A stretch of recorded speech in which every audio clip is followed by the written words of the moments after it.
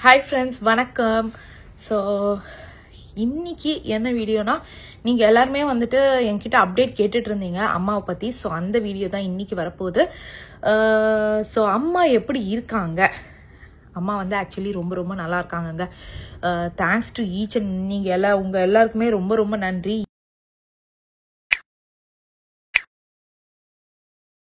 So உங்கள் எல்லாருக்குமே ரொம்ப ரொம்ப ரொம்ப நன்றிங்க. ஸோ ஏன் அப்படின்னு பார்த்தீங்கன்னா, நான் இன்ஸ்டாகிராமில் வந்து போஸ்ட் போட்டிருந்தேன் அம்மாவுக்கு சர்ஜரி அப்படின்னு சொல்லிட்டு. லாஸ்ட் மந்த்து தான் போட்ட உடனே வந்து எல்லாருமே வந்துட்டு விஷஸ் சொன்னீங்க. லைக் அம்மா சீக்கிரம் சரியாகட்டும் அப்படின்னு சொல்லிட்டு இருந்தீங்க. நிறைய ப்ரே பண்ணிக்கிட்டீங்க. ஸோ உங்கள் எல்லாருக்குமே ரொம்ப நன்றி. அதே மாதிரி வந்து அப்டேட்ஸ் கேட்டுட்டு இருந்தீங்க. ஸோ உங்களுடைய ப்ரேயர்ஸ் தான். ஸோ என்ன ஆச்சு அப்படின்னு பார்த்தீங்கன்னா, அம்மா இங்கேருந்து போனாங்க பார்த்தீங்களா, போன உடனே வந்துட்டு லைக் உடனேலாம் ஆப்ரேஷன் ஆகலை. ஸோ அம்மா வந்து இங்கேருந்து Feb 8 கிளம்புனாங்க ஆக்சுவலாக.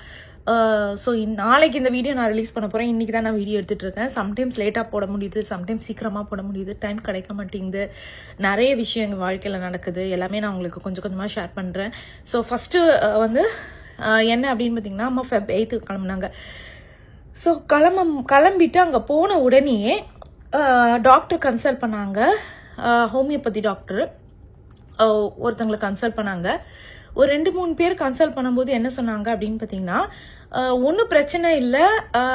லைக் ஆக்சுவலாக வந்து போன உடனே அவங்க கிட்ட கன்சல்ட் பண்ணும்போது அவங்க வந்து டெஸ்ட்லாம் எழுதி கொடுத்துட்டாங்க. அதாவது போயிட்டு ஸ்கேன் எடுங்க எல்லாமே எடுத்து கொடுத்தாங்க. ஸோ அவங்க போய் எல்லாமே எடுத்துட்டு அவங்க பார்த்துட்டு என்ன சொன்னாங்க அப்படின்னு பார்த்தீங்கன்னா, ஹோமியோபதியும் போனாங்க, அலோபதியும் போனாங்க. ஒருத்தவங்க வேற வேற வேர்ஷன் சொன்னாங்க. ஒருத்தவங்க வந்து என்ன சொன்னாங்க அப்படின்னு பார்த்தீங்கன்னா, அம்மாவுக்கு வந்து கிட்னியில் பிளாக் இருக்கு அப்படின்னு சொன்னாங்க. ஒருத்தவங்களுக்கு வந்து யூட்ரஸ் ரொம்ப இறங்கி இருக்கு அதனால தான் அப்படின்னு சொன்னாங்க. ஸோ ட்ரீட்மெண்ட் ஃபர்ஸ்ட் எப்படி எடுத்தாங்க அப்படின்னு பார்த்தீங்கன்னா, கிட்னியில் பிளாக் இருக்கு, நம்ம கிட்னிக்கு வந்து ட்ரீட்மெண்ட் எடுக்கலாம்னு சொல்லி ஒரு டாக்டர் சொன்னாங்களாம்.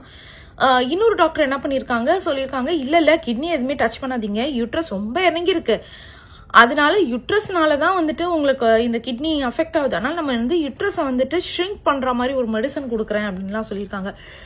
அம்மாவும் அதெல்லாம் ஸ்டார்ட் பண்ணிட்டாங்க. ஸ்டார்ட் பண்ணதுக்கு அப்புறமும் அவங்களுக்கு வந்து பெயின் இருந்திருக்கு. அதுக்கப்புறம் வந்து வேற ஒரு 2-3 பேர்கிட்ட கன்சல்ட் பண்ணும்போது தான் தெரிஞ்சது அம்மாவுக்கு வந்து யுட்ரஸ்ல வந்து சிஸ்ட் இருந்தது அப்படின்னு சொல்லிட்டு, நல்லா பெரிய சிஸ்ட். ஃபோட்டோலாம் எனக்கு எடுத்து அமிச்சாங்க. அதை ஆப்ரேட் பண்ணதுக்கப்புறம் பார்க்கவே பயமாக இருந்தது. ஏன்னா அவங்களுடைய யுட்ரஸோட சிஸ்ட் பெருசாக இருக்குது.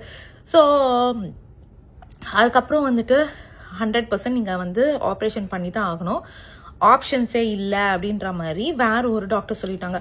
ஸோ அதனால என்ன பண்ணாங்க அப்படின்னு பார்த்தீங்கன்னா, சரி ஆப்ரேஷன் பண்ணிக்கலாம் அப்படின்னு சொல்லிட்டு டேட் ஃபிக்ஸ் பண்ணுறதுக்கு முன்னாடி கரெக்டாக எங்கள் வந்துட்டு பாட்டி இறந்துட்டாங்க. லைக் அவங்களுக்கு வந்து 97 இயர்ஸ். ஸோ அப்பா தான் பார்த்துக்கிட்டு இருந்தாங்க. ஸோ பாட்டி கரெக்டாக இறந்த உடனே என்ன பண்ணுறதுனே தெரியல. ஸோ என்ன பண்ணாங்க அப்படின்னு பார்த்தீங்கன்னா, லைக் 97னால லைக் அவங்க யூஸ்வலாக அப்படியே பாத்ரூம் போயிட்டே இருப்பாங்க. நான் இந்த வாட்டி அவங்கள தான் பார்க்கறதுக்கு மிஸ் பண்ணிட்டேன். நான் அப்பாவுக்கு கால் பண்ணிட்டு நான் வரட்டுமா அப்படின்னு சொல்லும் போது அப்பா இல்லை நான் பார்த்துக்கிறேன் அப்படின்னு சொல்லிட்டாங்க. ஸோ என்ன ஆச்சுன்னா, லைக் அவங்கள வச்சிருக்கும் போது அவங்க உடம்புல இருந்து தண்ணி அப்படியே ஊற்ற ஆரம்பிச்சிருச்சான். ஸோ அதனால வந்துட்டு காலையில் இருந்துட்டாங்க, மத்தியானம்லாம் எடுத்துட்டாங்க ஆக்சுவலாக. ஸோ எடுத்துட்டு என்னன்னா, அப்பாவுடைய ஆசை வந்துட்டு அஸ்தியை வந்து பாட்டி வந்து காசியில் கரைக்கணுன்றது தான் ஆசை. என்னடா அந்த டாப்பிக்லேருந்து இந்த டாப்பிக்குன்னு நீங்கள் யோசிப்பீங்க, என்னன்றதை நான் சொல்கிறேன். ஆசை. ஸோ அப்பா வந்து அம்மா கிட்ட வந்து சொல்லும் போது அம்மாவும் வந்துட்டு சரி நம்ம கிளம்பலாம், நானும் வரேன், பிரச்சனை இல்லை அப்படின்னு சொல்லிட்டாங்க. ஸோ அதனால அம்மாவுக்கு வந்து ஆனால் பெயின் கில்லர் எடுத்துட்டு இருந்தாங்க. ஸோ என்ன பண்ணாங்க அப்படின்னு பார்த்தீங்கன்னா, ஆப்ரேஷனுக்கு டேட் ஃபிக்ஸ் பண்ணிட்டாங்க. அப்பாக்கும் உங்களுக்கு தெரியும் ரொம்பலாம் இல்லை, லைக் ரொம்ப பயங்கர ஹெல்திலாம் இல்லை. ஸோ 2 பேரும் கஷ்டப்பட்டு எப்படியோ வந்துட்டு காசிக்கு போயிட்டு அந்த ஃபோட்டோஸ் வீடியோஸ்லாம் அனுப்பிச்சிருந்தாங்க. நான் வேணா அடுத்த வீடியோவில் அம்மா அப்பா காசி போன ட்ரிப் நான் அனுப்புகிறேன் உங்களுக்கு. பார்க்குறதுக்கே ரொம்ப ஹாப்பியாக இருந்தது. ஸோ அவங்க என்ன பண்ணாங்க அப்படின்னு பார்த்தீங்கன்னா, காசிக்கு போயிட்டு அஸ்தியை கரைச்சிட்டாங்க. இல்லை அஸ்தி வந்து சென்னையிலே தான் கரைச்சாங்க. ஆமாம்மா, உடனே கரைச்சிட்டாங்களாம். காசிக்கு போயிட்டு அந்த மீதி ஃபார்மாலிட்டிஸ்லாம் பண்ணுவாங்கல்ல, ஸோ அந்த இதெல்லாம் பண்ணிட்டு காசி போயிட்டு இது பண்ணேன் அப்படின்னு தான் சொன்னாங்க. ஏன்னா ஃபர்ஸ்ட் அந்த ஹஸ்தி கரைக்கும் போது காசிக்கு போகிற ஐடியாவில் இல்லை, ஸோ அதனால் அங்கேயே கரைச்சிட்டு அதுக்கப்புறம் வந்து இதுக்கு போயிட்டு வந்துட்டாங்க. ஸோ அம்மா வந்து போயிட்டு என்ன பண்ணாங்க அப்படின்னு பார்த்தீங்கன்னா, கிளம்புறதுக்கு முன்னாடியே வந்துட்டு அம்மா வந்து லைக் வந்த உடனே ஆப்ரேஷன் பண்ணிக்கலாம் அப்படின்னு சொல்லிட்டு இது பண்ணிட்டாங்க, ஃபிக்ஸ் பண்ணிட்டு அதுக்கப்புறம் தான் கிளம்புனாங்க. போயிட்டு வந்த உடனேயே ஒரு 2 நாளில் போயிட்டு ஹாஸ்பிட்டல் அட்மிட் ஆயிட்டாங்க. ஹாஸ்பிட்டலில் அட்மிட் ஆகிட்டு ஒரு 2 நாளில் செக்கப்பு அந்த இதெல்லாம் இருக்கும் பார்த்தீங்களா. கரெக்டாக அந்த ஆப்ரேஷனுக்கு முந்தின நாள் வந்து ஏதோ சுகர் ஏதோ அதிகமாக இருக்குன்னு சொன்னாங்க. எனக்கு என்னென்னா, சரி நான் இதை ஃபஸ்ட்டு முடிச்சிடுறேன். சுகர் அதுக்கப்புறம் வந்து ஒரு வழியாக வந்து ஆப்ரேஷன் பண்ணிட்டாங்களாம். ஆப்ரேஷன் பண்ணி முடிச்சோடனே அந்த சிஸ்ட் எடுக்கிறாங்களே அதை வந்து அப்படியே விட மாட்டாங்க. உங்கள் எல்லாருக்குமே தெரியும், பயாப்சிக்கு அனுப்பி அது வந்து கேன்சரஸ் சிஸ்டா இல்லையான்றது தான் பார்ப்பாங்க. ஸோ அதில் தான் பயங்கர டென்ஷனாக இருந்தது அந்த ரிசல்ட் வர்றதுக்கு வரைக்கும். நான் பெருசாக அம்மா கிட்ட பேசும்போது காமிச்சிக்கல, சூப்பர்மா, ஓகேம்மா அப்படின்னு தான் நான் சொல்லுவேன். எனக்கு வந்துட்டு ஆனால் ஒரு மாதிரி இருந்தது. நம்ம ஒரு இது வந்துட்டு ஒரு மாதிரி கில்ட்டியாக இருந்தது, நம்மளால போக முடியலையே அப்படின்னு சொல்லிட்டு. இன்னொன்று வந்துட்டு இதெல்லாம் சரியாகணும், நார்மலுக்கு வந்துடணும் அம்மா அப்படின்ட்டு இப்படி தான் போயிட்டு இருந்தது. நான் பெருசாக காமிக்கவே இல்லை. அப்பா கிட்ட தான் கொஞ்சம் கால் பண்ணி பேசிகிட்டு இருந்தேன். என் அம்மா நினச்சிட்டாங்க நான் அவங்க கிட்ட பேசலன்ட்டு. ஆனால் என்னென்னா, எனக்கு வந்துட்டு அவங்க கிட்ட பேசும்போது எனக்கு பயமாயிடும். எதனா நம்ம பாட்டு சொல்லிட்டு அவங்க இன்னும் பயந்துடக்கூடாதுல்ல. அதனால நான் பெருசாக சரிம்மா, சூப்பர்மா, அப்படியே அம்மா ஆப்ரேஷன் நடந்துச்சாம்மா, சரி அப்படிதான் நான் பேசினேன். ஆனால் நிஜமா உள்ளுக்குள்ள கொஞ்சம் வந்துட்டு ஒரு மாதிரி இருந்தது. என்னடா இது தூக்கம் வரல, ஒரு மாதிரி கில்ட் வேற, ரொம்ப கில்ட்டியாக இருந்தது. அதே மாதிரி நிறைய பேர் வந்து சொல்லிட்டு இருந்தீங்க நான் வந்து இழுத்து பேசுகிறேன், ஸ்லோவாக பேசுகிறேன் அப்படின்னு சொல்லிட்டு. இதுதான் நம்மளுடைய பேசுகிற மெத்தடு. ஸோ அது எதுவுமே சொல்ல முடியல எனக்கு. அது இதுக்கு மேலே எவ்வளோ ஸ்பீடாக சொல்லணும்னு தெரியல. ஏன்னா என்னுடைய வே ஆஃப் டாக்கிங், என்னுடைய வே ஆஃப் எக்ஸ்பிரஸிங் இதுதான்.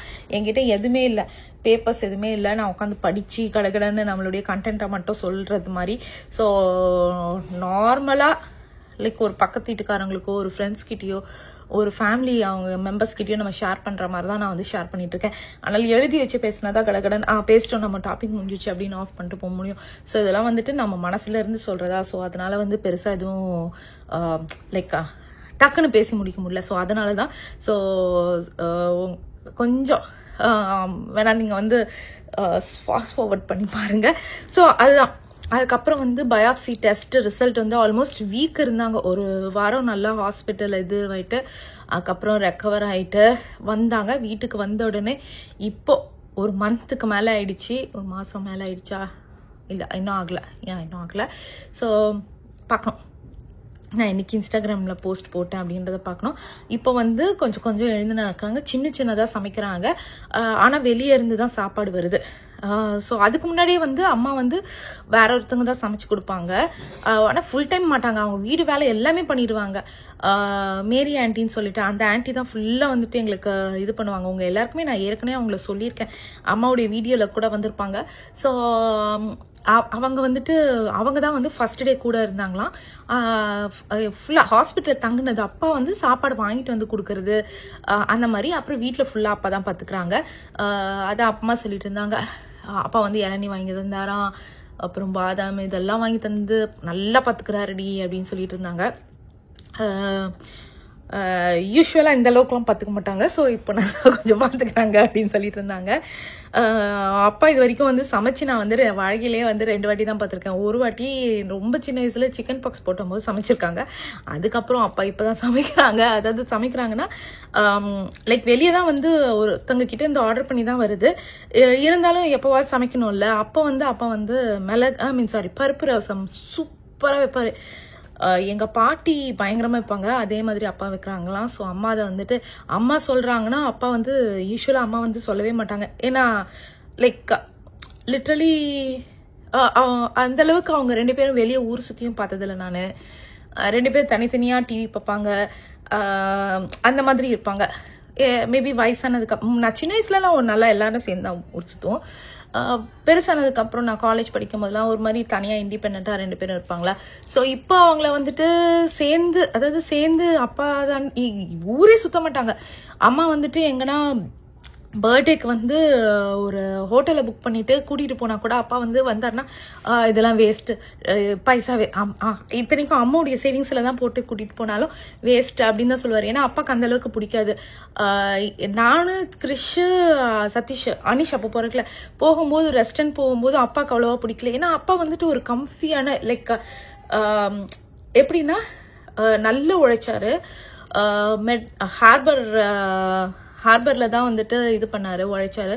ஸோ அங்கே போனீங்கன்னா ஃபுல்லாக வந்து அந்த கோல் டஸ்டா. ஸோ அதில் வந்து வீட்டுக்கு வந்தாருனாலே அப்படி கால் நீட்டு அடா போங்களா என்ன யாரும் டிஸ்டர்ப் பண்ணாதீங்க அப்படின்னு தான் இருப்பாரு. ஸோ நாங்கள் வந்து ரெஸ்டாரண்ட் கூட்டிகிட்டு போனாலும் ஐயோ வேஸ்ட்டுடி, நான் எதுவுமே உண்மையிலேயே அப்பா பெருசாக எதுவும் சாப்பிட மாட்டேன், வேஸ்ட் பண்ணுறீங்கடி அப்படின்னு தான் சொல்லிட்டு இருந்தார். ஆனால் நமக்கு வந்து சரி அப்பாவுக்கு பிடிக்கலன்னா நம்ம கூட்டிகிட்டும் போக மாட்டோம், அவரோட வரவும் மாட்டோமா. அப்படியே வந்துட்டு அம்மாக்கும் அப்பாவுக்கும் வந்துட்டு ஊர் சுற்றுறது தான் ஸ்டாப் ஆகிடுச்சு. ஊர் சுற்றுறதுன்னு பார்த்தீங்கன்னா நாங்கள் எங்கள் வீட்டில் நானும் அம்மாவும் தான் வந்து ஊர் சுற்ற ஆரம்பிச்சிட்டோம். ஏன்னா அப்பா வந்து பெருசாக ஜாயின் பண்ண மாட்டார். நீங்கள் போயிட்டு வாங்கடி, நான் நிம்மதியாக வீட்டில் உட்காந்துருக்கேன் இப்படி தான் சொல்லுவார் எங்ககிட்ட. ஸோ எனக்கு தெரிஞ்சு ரொம்ப வருஷம் கழிச்சு அவங்க 2 பேரும் போனாங்க அப்படின்னு பார்த்தீங்கன்னா இந்த காசி ட்ரிப் தான். எனக்கே ரொம்ப ஹாப்பியாக இருந்தது. கண்டிப்பாக நான் வந்து நெக்ஸ்ட் வீடியோவில் அவங்க அமிச்ச கிளிப்ஸ் மேபி கொஞ்சம் தான் இருக்கும்னு நினைக்கிறேன். அந்த அமிச்ச கிளிப்ஸ் எல்லாத்தையும் சேர்த்து நான் போடுறேன். ஸோ நீங்களும் வந்து பார்க்கலாம். ஏன்னா நானே இவ்வளோ வருஷம் அவங்க ஊர் சுற்றி ரொம்ப ரேராக தான். நீங்கள் அதுக்கு முன்னாடி பார்த்துருப்பீங்க அம்மாவும் அப்பாவும் சேர்ந்து ஒரு கல்யாணத்துக்கு போயிருக்காங்க. எண்ணி சொல்லலாம், நான் வீடியோ போட்டேன்னா அவ்வளோதான் போயிருக்காங்க. அந்த மாதிரி எண்ணி நான் சொல்லலாம், அவ்வளோதான் ஊர் சுற்றிருக்காங்க. ஷாப்பிங் வரமாட்டாங்க, கோவிலும் வரமாட்டாங்க பெருசாக. ஸோ அந்த மாதிரி ரொம்ப ரேராக தான் போவாங்களா. ஸோ இந்த வாட்டி போயிட்டு வந்தது ரொம்ப ரொம்ப ஹாப்பியாக இருக்குது. ஸோ அதான். அப்புறம் ஆப்ரேஷன் பற்றி வரும். ஆப்ரேஷன் நல்லபடியாக முடிஞ்சிட்டு அப்புறம் வந்து டிஸ்சார்ஜ் ஆயிட்டாங்க 5 நாளுக்கு அப்புறம். அப்புறம் வீட்டுக்கு வந்தோடனே அப்பா வந்து சூப்பராக பார்த்துக்கிறாங்க. ஸோ எனக்கு அதுவே வந்து ஒரு ரிலீவ்டாக இருக்குது. ஸோ நம்ம வந்துட்டு கூட இல்லைன்னு ஒரு கில்ட் இருந்தாலுமே வந்து அப்பா பார்த்துக்கிறாங்க அப்படின்ற போதே வந்து சூப்பராக வந்து என்ன சொல்கிறது அப்பாடா அப்படின்னு இருக்கும் பார்த்தீங்களா, அந்த மாதிரி தான் இருக்குது. அதே மாதிரி அப்பா வந்து ஃபோன் பண்ணி அப்டேட் பண்ணிட்டு இருப்பாங்க. நேற்று கூட நான் அப்பாவுக்கு வந்து மெசேஜ் அனுப்பிச்சேன், அப்பா பாஸ்போர்ட் காப்பி, உன்னுடைய பென்ஷன் இது, ஏன்னா அந்த டீட்டெயில்ஸ்லாம் வேணும். அப்பா வந்து வீராஸ் வாங்கிட்டாங்க ஆக்சுவலாக. ஸோ அந்த டீட்டெயில்ஸ்லாம் இருந்தால் மட்டும்தான் நம்மளால் வந்துட்டு லைக் இது அப்ளை பண்ண முடியும். இல்லைனா வந்து விசா அப்ளை பண்ணோன்னா ரிஜெக்ட் ஆகிடும். நம்ம பாட்டுட்டு பாஸ்போர்ட் காப்பி கண்டிப்பாக வேணும். மித்ததெல்லாம் இல்லைன்னா விசாவில் வந்து என்ன சொல்லுவாங்கன்னா, ஓகே இவங்களாம் வந்து திரும்பி வரத்துக்கு இஷ்டம் இல்லை, இங்கே தான் அப்பா சத்தியமாக செட்டில் ஆக மாட்டார், உங்கள் எல்லாருக்குமே தெரியும். ஸோ இதுக்கே வந்துட்டு அம்மா என்கிட்ட காலையில் நான் பேசும்போது நான் சொன்னேன் அம்மா கிட்ட, நான் அப்பா கிட்ட எல்லா டீட்டெயில்ஸும் கேட்டிருக்கேம்மா விசா அப்ளை பண்ணுறதுக்குன்னு. அப்படியா, அதை சொல்லக்கூட இல்லடி என்கிட்ட அப்படின்னாங்க.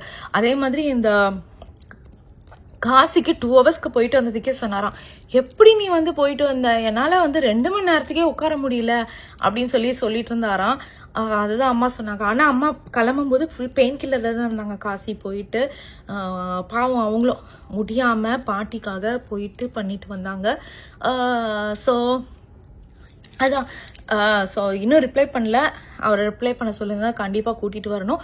ஸோ அதே மாதிரி நமக்கு வந்து நிறைய பிளான்ஸ் இருக்குது, அதெல்லாம் கண்டிப்பாக சீக்கிரமாக ரிவீல் பண்ணுறேன். இன்ஃபேக்ட் கேட்டிங்கன்னா நாங்கள் கார்டன் பெட்டு எதுவுமே நாங்கள் வந்து ரெடி பண்ண போகிறதில்ல. நான் உங்களுக்கு கண்டிப்பாக அதை வந்து ஜூன் மந்தில் நான் உங்களுக்கு வந்து கண்டிப்பாக சொல்கிறேன் என்ன ஒரு பெரிய பிளான்ஸ்ன்னு சொல்லிட்டு. ஒரு சர்ப்ரைஸ் பிளான்ஸ் தான், யாருமே கெஸ் பண்ணியிருக்க மாட்டீங்க அந்தளவுக்கு ஒரு சர்ப்ரைஸ் பிளானு. நீங்கள் இந்த கமெண்ட் செக்ஷனில் நீங்கள் அந்த என்ன அதுவான்னு நீங்கள் கேட்டாலும் நான் சொல்ல போகிறதில்ல. நம்ம வந்து ஜூன் மாதம் நான் உங்களுக்கு சொல்கிறேன் அது என்ன பிளான்னு. பசங்க லீவ் வரப்போகுது. ஸோ அதனால தான் இந்த வாட்டி நான் கார்டன் பெட் வந்து இந்த வாட்டி சரியாக ப்ரிப்பேர் பண்ணல. அதெல்லாம் நான் அப்புறம் சொல்கிறேன் என்ன ரீசன் சொல்லிட்டு. ஸோ அவ்வளோதாங்க, இதுதான் எங்கள் வாழ்க்கையில் நடந்தது. அம்மா இப்போ நல்லா இருக்காங்க, ரெடி ஆகிட்டு வராங்க. ஸோ நேற்று கூட வந்து பிரெட் டோஸ்ட் பண்ணாங்களாம், லைக் சீஸு. உங்கள் எல்லாருக்குமே தெரியும் அம்மாக்கு இந்த சீஸ் ஐட்டம்ஸ் ரொம்ப ரொம்ப பிடிக்கும். ஸோ கேரட் சீஸ் எல்லாம் போட்டு அந்த பிரெட் இது மாதிரி பண்ணி அதெல்லாம் சாப்பிட்டேன் அப்படின்னு சொன்னாங்க நைட்டு டின்னருக்கு. ஸோ அவ்வளோதான். ஸோ சூப்பராக இருக்காங்க. உங்களுக்கு எதனா டீட்டெயில்ஸ் வேணும் அப்படின்னா லைக் மோர் டீட்டெயில்ஸ் என்ன வேணும் அப்படின்னா நீங்கள் என்கிட்ட கேளுங்க, கண்டிப்பாக நான் உங்களுக்கு வந்துட்டு அதனுடைய டீட்டெயில்ஸ் எல்லாம் ஷேர் பண்ணுறேன். ஸோ இப்போ வந்து மெடிக்கேஷனில் தான் இருக்காங்க. அதே மாதிரி கிட்னியில் பிளாக் இருந்ததுன்னு சொன்னாங்க பார்த்தீங்களா, ஸோ அது இன்னும் கிளியராக தெரில. இப்போ வந்து திருப்பி ஃபுல்லாக அவங்களுக்கு சரியானதுக்கப்புறம் திருப்பி ஒரு ஸ்கேன் எடுத்து கிட்னியில் பிளாக் இருக்கா, அதை எப்படி மாத்திரையிலே சரி பண்ண முடியுமா அப்படின்றத பார்க்கணும். அதே மாதிரி அவங்க பார்த்துக்கிட்ட டாக்டர்ஸ் எல்லாமே சூப்பராக பார்த்துக்கிட்டாங்களாம். அது சொன்னாங்க, லைக் நல்லபடியாக நடந்தது. சரி, ஓகே ஃப்ரெண்ட்ஸ், இதுதான் டீட்டெயில்ஸ். ஸோ இப்போ வந்து என்ன பிளான் அப்படின்னு பார்த்தீங்கன்னா, போயிட்டு நான் உங்களுக்கு கார்டன் எப்படி இருக்குது அப்படின்றத காமிக்கிறேன். அதே மாதிரி நாங்கள் பேட்டியோவை க்ளீன் பண்ணணும். ஃபுல் போலன் வந்துருச்சுங்க. யூஸ்வலாக வந்து நியூ ஜெர்சியில் போலன் இருக்கும், ஆனால் அங்கேயோட இங்கே கொஞ்சம் அதிகமாக இருக்கும். ஸோ அந்த ஒரு வாரம் வந்து யாருமே வந்து மாஸ்க் போடாமல் இருக்கக்கூடாது. கரெக்டாக அது ஸ்ப்ரிங் பிரேக் முன்னாடி பயங்கர ஹெவியாக இருக்கும். அந்த ஸ்ப்ரிங் பிரேக் வருது பார்த்தீங்களா, அந்த டைம்லலாம் பயங்கரமாக இருக்கும். வெளியே போயிடக்கூடாது. எப்போ அந்த April 14th அந்த தமிழ் நியூ இயர் டைம்லலாம் பயங்கரமாக இருக்கும். ஸோ இப்போ வந்து இல்லை, சுத்தமாக போயிடுச்சு. போன வாரம் வரைக்கும் இருந்தது, இந்த வாரம் போயிடுச்சு. ஸோ போயிட்டு அது எல்லாத்தையும் சுத்தம் பண்ணி விட்டுட்டோன்னா, சதீஷ் தான் சொன்னார் சுத்தம் பண்ணி விட்டுடலாம் அப்படின்னு சொல்லிட்டு. அவ்வளோதான். ஓகே ஃப்ரெண்ட்ஸ், இதோட இந்த வீடியோ முடியுது. மறக்காமல் லைக் பண்ணுங்கள், ஷேர் பண்ணுங்கள், சப்ஸ்கிரைப் பண்ணுங்கள், நோட்டிஃபிகேஷன் பெல் அமுக்குங்க. இதுதான் எங்கள் வாழ்க்கையில் நடந்தது. அம்மா இப்போ நல்லா இருக்காங்க. எல்லாருக்கும் அகெயின் ரொம்ப ரொம்ப ரொம்ப ரொம்ப நன்றி ப்ரே பண்ணதுக்காக, விஷ் பண்ணதுக்காக. ஓகே, பாய்.